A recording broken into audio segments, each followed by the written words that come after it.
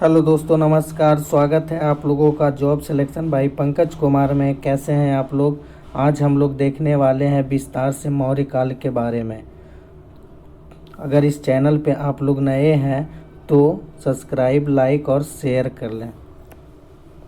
चलिए देखते हैं हम लोग पहला नंबर क्वेश्चन। पहला क्वेश्चन बोल रहा है कि किस शिलालेख में अशोक ने घोषणा की है कि सभी मनुष्य मेरे बच्चे हैं। तो किस शिलालेख में की है? तो ये किए हैं प्रथम शिलालेख में। ऑप्शन नंबर 1 हो जाएगा, प्रथम शिलालेख में किए हैं। पूछता है कि दूसरे शिलालेख में क्या है? तो दूसरे शिलालेख में पशु और मनुष्य के चिकित्सा के बारे में वर्णन किया गया है। तीसरे शिलालेख में क्या कहा गया है? तो ये पांचवें शिलालेख में भी आते हैं। पांचवें शिलालेख में क्या है? तो ये किया गया है तो धम्म महापात्रों का वर्णन यानी बताता है। 13वें शिलालेख में क्या है? कलिंग युद्ध के वर्णन में बताता है, जो अशोक के द्वारा 261 ईसा पूर्व में किया गया था। तो ऑप्शन इसका क्या हो जाएगा? 1। अगला क्वेश्चन है 2 नंबर क्वेश्चन बोल रहा है कि बराबर गया जिला की गुफाओं का उपयोग किसने आश्रय गृह के रूप में किया है? तो पूछता है बराबर जो है कि औरंगाबाद जहानाबाद में पड़ता है। कहाँ पड़ता है? जहानाबाद में पड़ता है। तो ये बराबर की गुफाएं जो कि किसके लिए? आजीविकों के लिए। ऑप्शन नंबर 1 हो जाएगा। आंसर क्या हो जाएगा? ऑप्शन नंबर 1 आजीविकों के लिए। किसने बनवाया था? तो ये बनवाया था अशोक ने। किसने? अशोक ने बनवाया था ये आजीविकों के लिए। अगला क्वेश्चन हम लोग देखेंगे। 3 नंबर क्वेश्चन पूछ रहा है। 3 नंबर बोल रहा है कि कौटिल्य चाणक्य किसका प्रधानमंत्री था? कौटिल्य चाणक्य किसका प्रधानमंत्री था? तो ऑप्शन नंबर 2 हो जाएगा, यानी ऑप्शन नंबर बी हो जाएगा, चंद्रगुप्त मौर्य का। चंद्रगुप्त मौर्य का ये प्रधानमंत्री होते थे और गुरु भी इन्हीं का, चंद्रगुप्त मौर्य का गुरु कौटिल्य था। कौटिल्य का अन्य नाम विष्णुगुप्त था। और कौटिल्य नहीं, अर्थशास्त्र का लेखक किसे कहा जाता है? अर्थशास्त्र का लेखक तो कौटिल्य को कहा जाता है। और कौटिल्य नहीं अर्थशास्त्र लिखे थे और उनका किस क्षेत्र पे ध्यान दिए थे? राजनीति के क्षेत्र पे ध्यान दिए थे। और कौटिल्य की सहयोग से चंद्रगुप्त मौर्य ने घनानंद को हराकर मौर्य वंश की स्थापना किए थे। चंद्रगुप्त द्वितीय को विक्रमादित्य के नाम से हम लोग जानते हैं और चंद्रगुप्त द्वितीय के ही दरबार में नवरत्न रहते थे। अशोक है, अशोक के बारे में हम लोग जानते हैं। अशोक का राज्याभिषेक 269 ईसा पूर्व में हुआ था और 8 वर्ष के बाद 261 ईसा पूर्व में कलिंग पर विजय किए थे। और कलिंग पर विजय करने के बाद उन्होंने युद्ध नीति छोड़ करके धम्म नीति को अपनाए थे और बौद्ध धर्म को ग्रहण किए थे। बौद्ध धर्म ग्रहण किस भिक्षु ने दिलवाए थे? तो ये उपगुप्त से ग्रहण किए थे। अजातशत्रु के बारे में जानते हैं। ये अजातशत्रु को कुनिक के नाम से जाना जाता है। अजातशत्रु को पितृहांता के नाम से हम लोग जानते हैं। अजातशत्रु ने ही बिंबिसार की हत्या कर करके गद्दी पर बैठे थे और अजातशत्रु का हत्या इनका पुत्र उदयन ने करके गद्दी पर बैठा था और उदयन ने ही पाटलिपुत्र की स्थापना करके पहले राजधानी बनाया था। चंद्रगुप्त की राजधानी कहाँ था? तो ये पाटलिपुत्र था। 4 नंबर क्वेश्चन है। 4 नंबर क्वेश्चन बोल रहा है कि निम्नलिखित किस शहर में अशोक के शिलालेख नहीं है? कहता है कि निम्नलिखित में किस शहर में अशोक के शिलालेख नहीं है? तो ये कहाँ नहीं है? ऑप्शन नंबर सी हो जाएगा, पाटलिपुत्र में जो है अशोक का शिलालेख नहीं मिलता है। गिरनार में मिलता है, कंधार में मिलता है, टोपरा में मिलता है। तो अशोक का शिलालेख टोटल कितना है? तो ये 14 है। कितना है? 14 शिलालेख है। और अशोक का शिलालेख किस भाषा में लिखा गया है? तो प्राकृत, आर्मयिक और खरोष्टी में लिखा गया है। और शिलालेख यानी कि अशोक का शिलालेख जो था ब्राह्मणी लिपि में। क्या किसमें है? ब्राह्मणी लिपि में। अशोक का सबसे लंबा शिलालेख बोले तो कैमा है? तो 7वां है। कैमा है? 7वां है। अशोक का विवरण किसमें मिलता है? शासन का जानकारी किसमें मिलता है? तो अशोक का शिलालेख में ही अशोक का मिलता है जानकारी। 5 नंबर क्वेश्चन बोल रहा है। 5 नंबर क्वेश्चन, निम्नलिखित में से वह व्यक्ति कौन है जिसका नाम देवा प्रियदर्शी भी था? देवा प्रियदर्शी किनको कहा जाता था? तो ऑप्शन नंबर हो जाएगा ए, ये ऑप्शन नंबर ए हो जाएगा। इसका आंसर क्या है? चंद्रगुप्त यानी कि मौर्य सम्राट अशोक का देवा प्रियदर्शी कहा जाता था। अशोक का नाम अशोक मिलता है मास्की अभिलेख और भाब्रू अभिलेख में मिलता है, जो अशोक का नाम विवरण मिलता है। और अशोक वर्धन जो मिलता है ये पुराणों में मिलता है। किसमें? अशोक वर्धन नाम मिलता है पुराणों में मिलता है। और अशोक किस धर्म को अपनाए थे? बौद्ध धर्म को अपनाए थे। चंद्रगुप्त मौर्य जो थे, 2 नंबर ऑप्शन बोल रहा है कि चंद्रगुप्त मौर्य किस धर्म को अपनाए थे। तो ये चंद्रगुप्त मौर्य ने अपनी ये कार्यकाल को त्याग दिए थे और इनका पुत्र जो था ये बिंदुसार की गद्दी दे करके और ये चले गए थे कर्नाटक। और कर्नाटक जाने के बाद ये श्रवणबेलगोला में ये भद्रबाहु से जैन धर्म को अपनाए थे और उसी दिन उपवास के कारण ही इनका मृत्यु हो जाता है। कब? तो 198 ईसा पूर्व में मृत्यु, 298 माफ़ कीजिएगा, 298 ईसा पूर्व में इनका मृत्यु हो जाता है श्रवणबेलगोला में। किस धर्म से? जैन धर्म को अपनाए थे। गौतम बुद्ध का जन्म कब हुआ था? तो गौतम बुद्ध का जन्म 540 ईसा पूर्व में हुआ था। और महावीर का ये माफ़ कीजिएगा कि गौतम बुद्ध का जन्म जो हुआ था 563 ईसा पूर्व में हुआ था। और महावीर का जन्म कब हुआ था? तो ये हुआ था 540 में हुआ था। महावीर का 540, गौतम का 563 में हुआ था। चंद्रगुप्त मौर्य का जन्म कब हुआ था? तो ये हुआ था 340 ईसा पूर्व में हुआ था। कब? 340 ईसा पूर्व में। तो आंसर क्या हो जाएगा? देवा प्रियदर्शी किनका नाम था? तो अशोक का नाम था। 6 नंबर क्वेश्चन बोल रहा है, 6 नंबर बोल रहा है कि किस जैन ग्रंथ में चंद्रगुप्त मौर्य के जैन धर्म अपनाने का उल्लेख मिलता है? तो किस जैन ग्रंथ में मिलता है? तो परिशिष्ट पर्वन में मिलता है। ऑप्शन नंबर बी हो जाएगा। किसमें? परिशिष्ट पर्वन में मिलता है। जैन धर्म चंद्रगुप्त मौर्य किससे अपनाया था? तो भद्रबाहु से अपनाए थे। कहाँ? श्रवणबेलगोला में। और इनका अंतिम दिन उसी दिन हुआ था जिस दिन ये जैन धर्म को ग्रहण किए थे, क्योंकि उपवास में थे। थोड़ी सी उपवास के कारण इनकी देहांत हो जाती है। कहाँ? श्रवणबेलगोला में। आगे क्वेश्चन है 7 नंबर। 7 नंबर बोलता है कि किसने पाटलिपुत्र को पोलीब्रोथा कहा था? किसने पाटलिपुत्र को पोलीब्रोथा कहा था? तो ऑप्शन नंबर ये हो जाएगा, मेगास्थनीज ने कहा था। किसने? मेगास्थनीज ने। कहता है कि मेगास्थनीज किसके दरबार में रहते थे? चंद्रगुप्त मौर्य के दरबार में रहते थे। इंडिका पुस्तक इन्हीं का है। जो इंडिका पुस्तक के लेखक कौन थे? ये मेगास्थनीज थे। मेगास्थनीज किसके राजदूत थे? सेलुकस निकेटर के थे। किसके? सेलुकस निकेटर के थे मेगास्थनीज।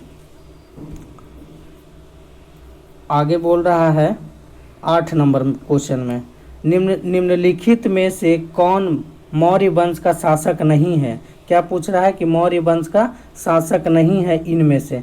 तो पूछते हैं हम लोग अजातशत्रु के किस वंश से था?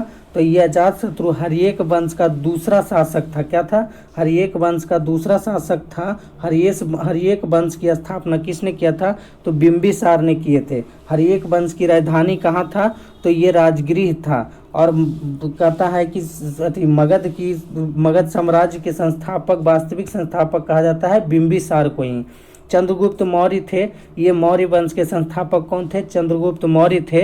और अशोक भी थे मौर्य वंश से। बिंदुसार कौन थे? चंद्रगुप्त मौर्य के उत्तराधिकारी बिंदुसार बने थे और बिंदुसार का उत्तराधिकारी अशोक बने थे।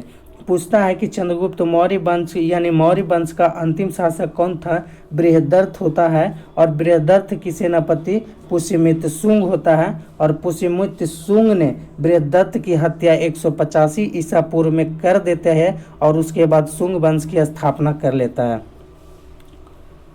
आगे क्वेश्चन 9 नंबर पूछता है कि निम्नलिखित में सम्राट अशोक की वह पत्नी कौन थी जिसने उसको प्रभावित किया था? किसने किया था? तो ऑप्शन नंबर डी हो जाएगा, यानी कारुबाकी ने किया था। किसने किया था? कारुबाकी ने। ये दूसरे नंबर की पत्नी थी। कैवे नंबर के? दूसरे नंबर की पत्नी थी जो कारुबाकी थी नाम, वही प्रभावित किया था अशोक को। 10 नंबर क्वेश्चन पूछ रहा है, 10 नंबर पूछता है कि किस श्रीलंकाई शासक ने अपने आप को मौर्य सम्राट अशोक के आदर्शों के अनुरूप ढालने की कोशिश किया था? किसने किया था? तो ऑप्शन नंबर 3 हो जाएगा, तीस ने किया था। किसने? तीस ने किए थे। 11 नंबर क्वेश्चन देखेंगे हम लोग कि मौर्य साम्राज्य की स्थापना किसने किया था? अभी हम लोग पीछे ही चर्चा किए थे कि मौर्य साम्राज्य की स्थापना किसने किया था। तो मौर्य साम्राज्य की स्थापना ऑप्शन नंबर बी हो जाएगा, चंद्रगुप्त मौर्य किए थे। चंद्रगुप्त मौर्य ने ही मौर्य साम्राज्य की स्थापना किए थे। और पूछता है कि बिंदुसार किस वंश से संबंधित है? तो ये भी मौर्य वंश से संबंधित है। बिंदुसार चंद्रगुप्त मौर्य का उत्तराधिकार हुआ था और उत्तराधिकार जो बिंदुसार का था वो अशोक हुए थे। पूछता है कि बिंबिसार किस वंश से संबंधित है? तो ये बिंबिसार हर्येक वंश के संस्थापक माने जाते हैं और इनकी राजधानी राजगिरी था। तो आंसर मौर्य साम्राज्य की स्थापना किसने किया था? तो ऑप्शन नंबर 2 चंद्रगुप्त मौर्य ने किए थे। 12 नंबर क्वेश्चन पूछ रहा है कि किस ग्रंथ में चंद्रगुप्त मौर्य के लिए ब्रिसल यानी निम्न कुल शब्द का प्रयोग किया गया है? तो ऑप्शन नंबर सी हो जाएगा, किसमें? मुद्रा राक्षस में किया जाएगा। किसमें किया गया? निम्न कुल शब्द का प्रयोग किया गया है चंद्रगुप्त मौर्य के लिए मुद्रा राक्षस में किया गया। मुद्रा राक्षस के लेखक कौन था? विशाख दत्त था। कौन था? विशाख दत्त थे। और जैन साहित्य को क्या कहा जाता था? आगम कहा जाता है। क्या? आगम कहा जाता है जैन साहित्य को। बौद्ध ग्रंथ जातक कहलाता है। क्या कहलाता है? जातक कहलाता। जातक है जो बौद्ध ग्रंथ से संबंधित है। और अगले क्वेश्चन देखेंगे हम लोग 13 नंबर बोल रहा है कि अशोक ने अपने सभी अभिलेखों में एक रूपता से किस प्राकृत का प्रयोग किया है? किस प्राकृत का प्रयोग किया है? तो ऑप्शन नंबर सी हो जाएगा, मगधी का। किसका? मगधी का किया है। और इसमें लिपि क्या था? लिपि क्या था? ब्राह्मणी था। क्या था? ब्राह्मणी था। यानी कि अशोक के अभिलेखों में किसका लिपि था? तो ये ब्राह्मणी था। 14 नंबर हम लोग क्वेश्चन देखेंगे कि अशोक द्वारा कलिंग पर चढ़ाई की जानकारी के लिए कौन सबसे महत्वपूर्ण स्रोत है? तो कौन सा सबसे महत्वपूर्ण स्रोत है जो कलिंग का युद्ध हुआ था अशोक के द्वारा, उनके बारे में बताता है? तो अशोक का 13वां शिलालेख होता है। किसमें? ऑप्शन नंबर सी हो जाएगा, 13वां शिलालेख में। और पूछता है इस ऑप्शन नंबर डी में बोल रहा है 7वां स्तंभ लेख। तो पूछता है सबसे बड़ा जो है, सबसे लंबा जो है, ये 7वां ही है। कलिंग युद्ध कब हुआ था? 261 ईसा पूर्व में हुआ था।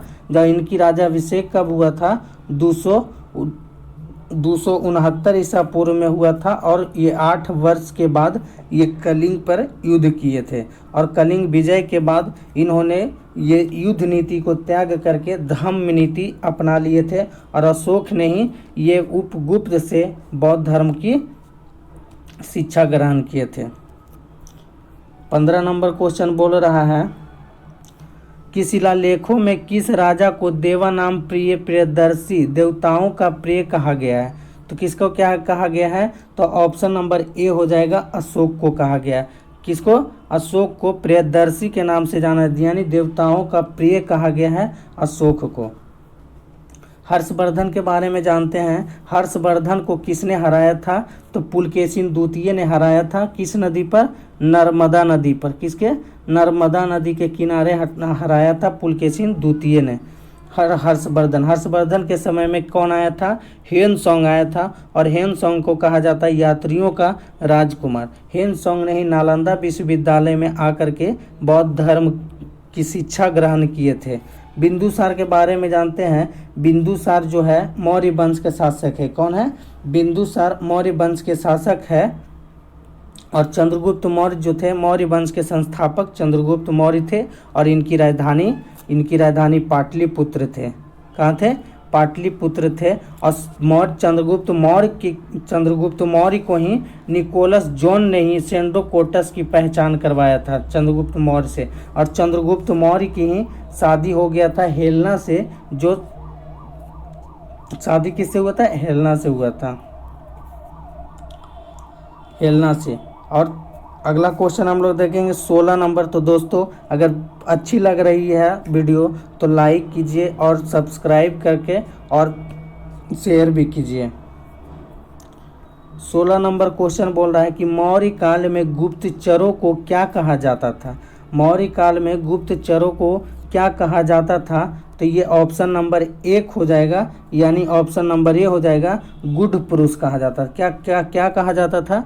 गुड पुरुष कहा जाता था। मौर्य काल में गुप्तचरों को गुड पुरुष कहा जाता था। 16 नंबर क्वेश्चन है।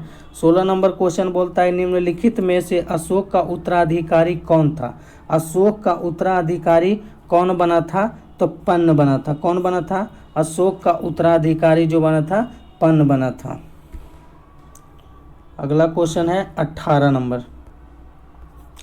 कहता है वह शासक कौन था जिसने राज सिंहासन का बैठने के लिए अपने बड़े भाई सुसीम की हत्या की थी। किसने किया था? सुसीम की हत्या किसने किया था? तो ऑप्शन नंबर ए हो जाएगा, अशोक ने किया था। अशोक ने। और पूछता है कि श्रीलंका यानी तक्षशिला पे जो युद्ध हुआ था उसको शांत करने के लिए बिंदुसार ने सबसे पहले किसको भेजा था?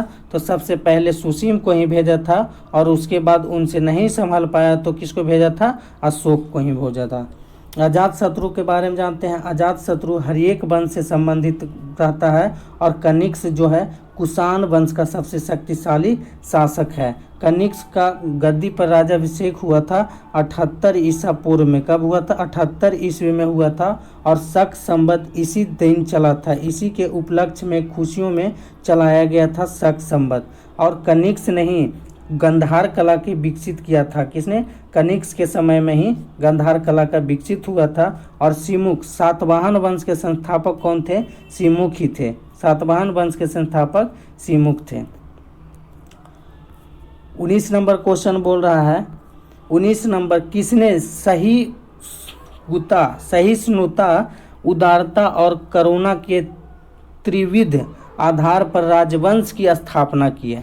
कहता है कि किसने सहिष्णुता, उदारता और करुणा के त्रिविध आधार पर राजवंश की स्थापना की है। तो इसका हो जाएगा answer option number A, Ashok.